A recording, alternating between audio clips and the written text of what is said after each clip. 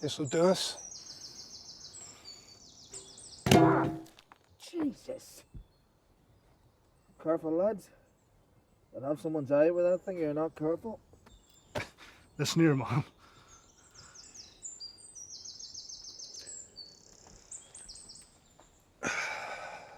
A joker to the end, Danny boy. I'd say that I cry, Mr. Anderson.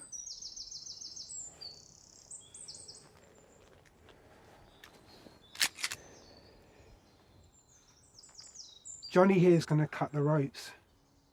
Don't go getting any clever ideas.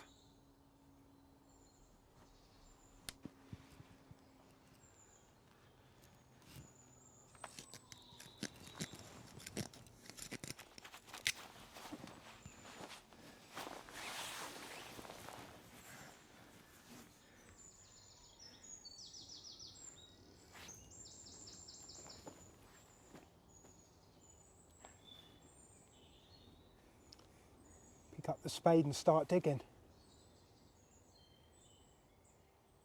I beg your pardon, Mr. Anderson, but that implement that Johnny just bounced off my head is a shovel.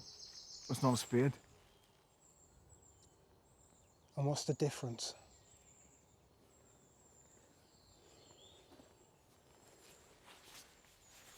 I'd say about 2 hours.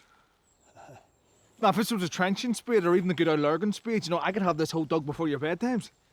But with a square mouse shovel on that ground, well, it's just... The sooner you get started, the sooner you'll finish. I beg your pardon, Mr. Anderson, but I don't see how that's a good deal for me. There's room for plenty of holes in this clearing, Danny boy. What height would you say your pretty wee daughter is? There's no need for that, Mr. Anderson.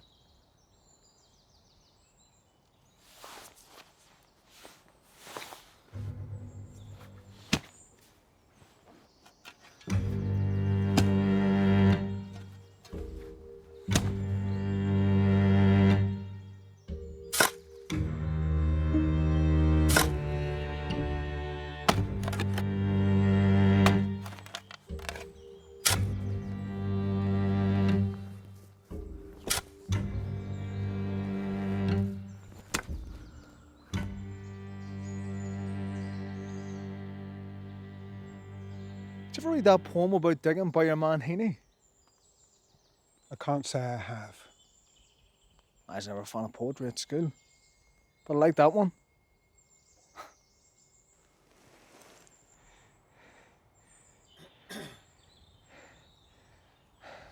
Aye, well, not everyone's a fan of the written word, but a good yarn, that's a different story. Jesus, my old man could tell a story. Petty couldn't tell you how to dig a hole. I don't mind one about digging. But he did have one about a spade. Aye. A magic spade. That's what I could be doing with right now. What say you just use the one you've got?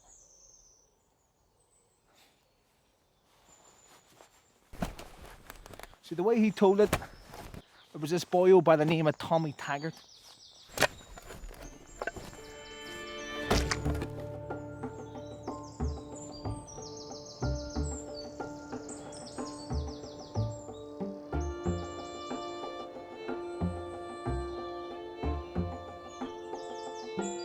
Tommy loved fishing and fowling.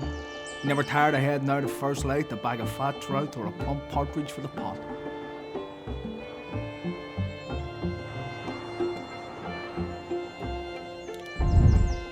But of all the game that visited the hills and valleys, Tommy's favourite quarry was the great grey-lag geese that migrated to the loch each Halloween.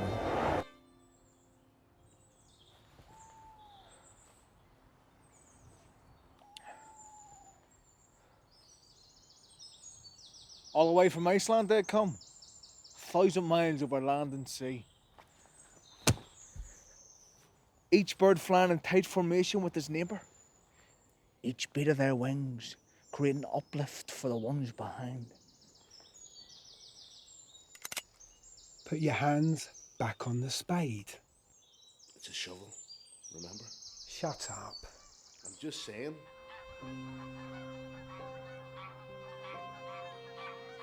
Aye, geese are canny birds. Spend their days far from shore and the dangers of mine.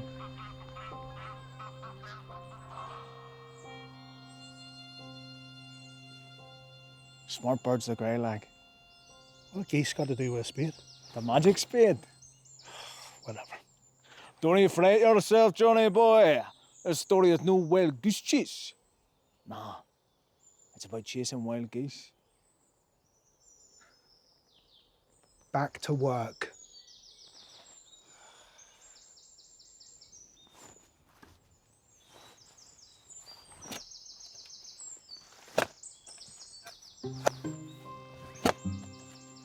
One Halloween morning, when the weather was crisp and clear, Tommy grabs his gun and goes in search of the wily bird.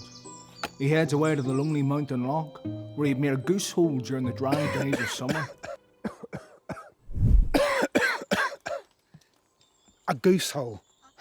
Aye, a goose hole, dug on the peaty banks of the loch and lined with dry heather, snug as a bug on a rug. Tommy lay hidden in this hole for 3 hours, without sight nor sound of a goose, when a freezing fog blew up from the marshes.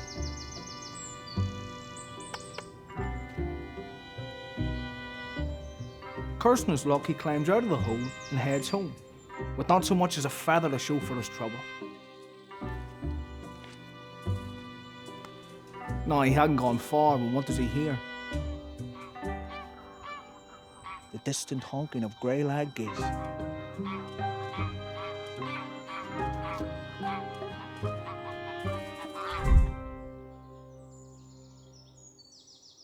Oh, looks like rain, lads.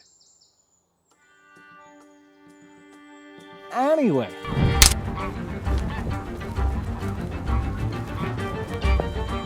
Tommy had a good notion of where they were headed. The wee inlet by Martin Meenan's meadow. Aye, Martin was a rare hunter in his day. But old age makes fools of us all. Still, it's better than the alternative. Tommy took to his heels and fairly flew across the ground. All of a sudden, 4 great geese swooped down right in front of him. Tommy lifts the gun to his shoulder. He's in the perfect position. He's just about in range. And although the light is fading fast, Tommy decides to try his luck. Run! Jesus!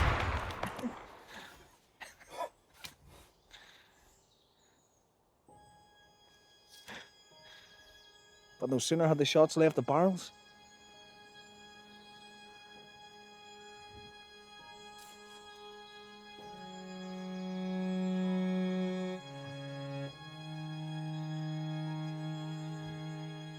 Mother of God, shouts Tommy. I've shot him.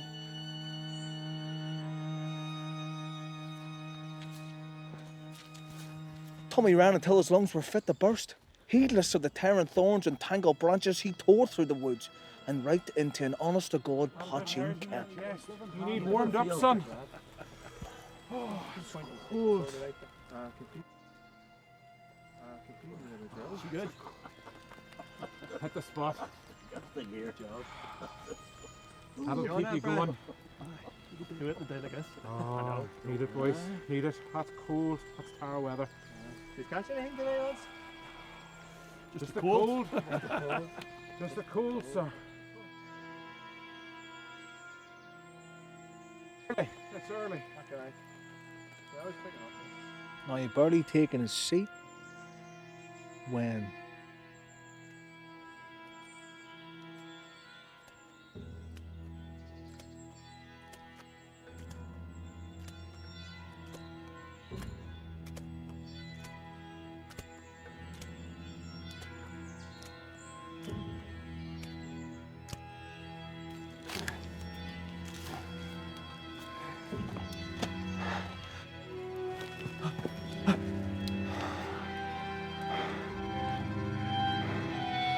Glory be to God! shouts the old man. There's happened a miracle. I was lifting protos from a pit when out of the mist come 4 big geese resting their wings to light on The water right in front of me. Well, I threw down my bag, and for the crack, I put the spade to my shoulder. I takes aim through the logs. if only you were a gun, says I to myself. And with that, Then the bloody thing go off, knocking me arse over tip into me own proper pit.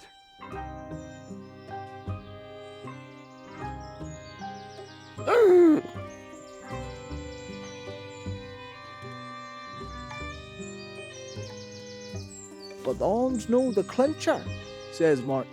Oh no. When I rise to my feet, I makes my way down to the water.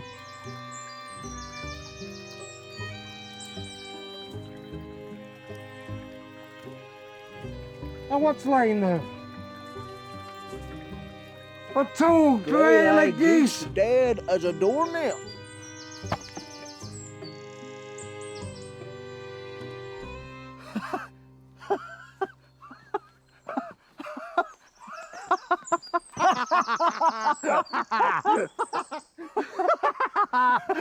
Well, Tommy was delighted that he hadn't shot the old codger, that he grabbed Martin in his arms and declared the whole thing a miracle indeed.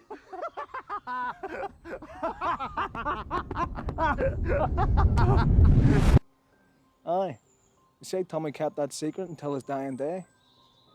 Would be ashamed to ruin such a grand story. And as for Martin and his spade, well, word eventually spread about the magic spade, and folk came from far and wide to see the wonderful weapon. Martin, of course, showed it off proudly to all and sundry. See, but well, he was always very careful, never to point at it anymore. Aye, I could really do with Martin Meanan's magic spade. Still.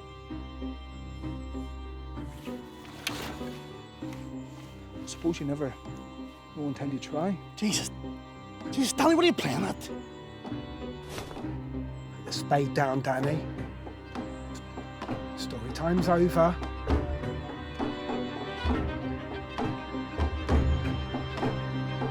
It is indeed, Mr. Anderson.